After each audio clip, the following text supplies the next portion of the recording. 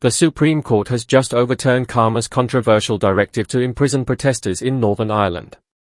Chaos had erupted, streets were set ablaze, and riot police were deployed. For a moment, it felt as though Northern Ireland was teetering on the brink of crisis. However, unlike past periods of unrest rooted in terrorism or sectarianism, this turmoil stemmed from ordinary citizens, individuals who had simply reached their breaking point. It all began in the tranquil market town of Ballynahinch, where two Romanian teenage boys were accused of attempted rape. They denied the charges, but the mere fact that they required an interpreter in court was enough to fuel tensions. Outrage escalated into protest, and protest spiraled into outright rebellion. By nightfall, 15 police officers had sustained injuries, cars were torched, and British riot police found themselves confronting their own populace on British soil.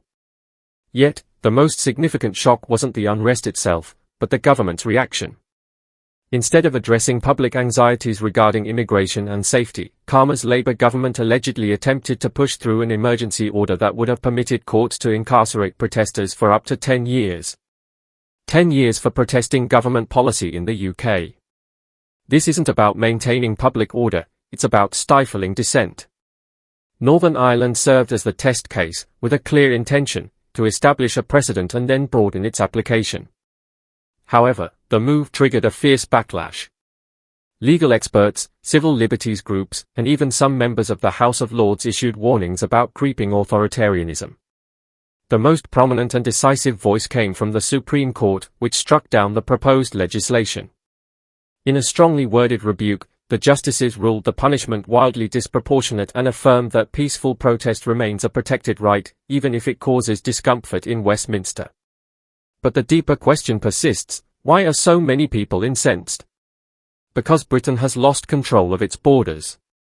In a single day, over 1,200 migrants crossed the Channel. Hotels are overflowing, primary schools are now situated next to migrant accommodation, women no longer feel secure walking alone, and communities from Liverpool to Leeds are asking, when did our safety cease to matter?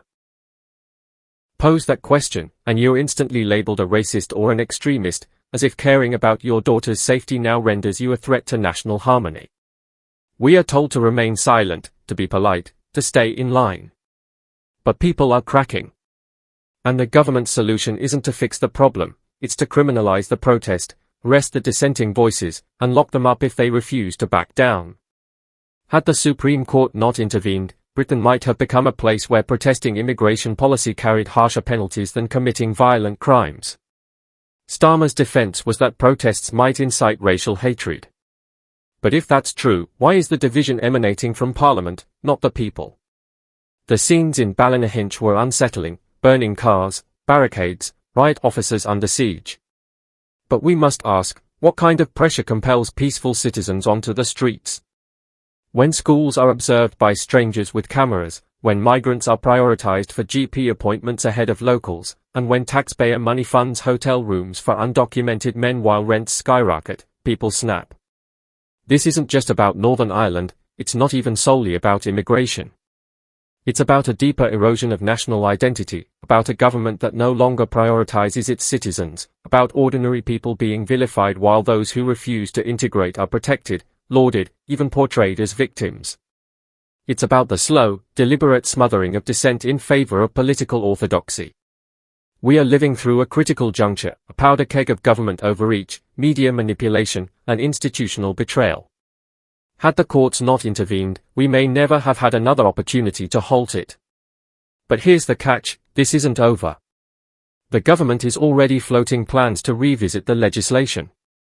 Some MPs are quietly discussing invoking terrorism-style emergency powers to manage protests.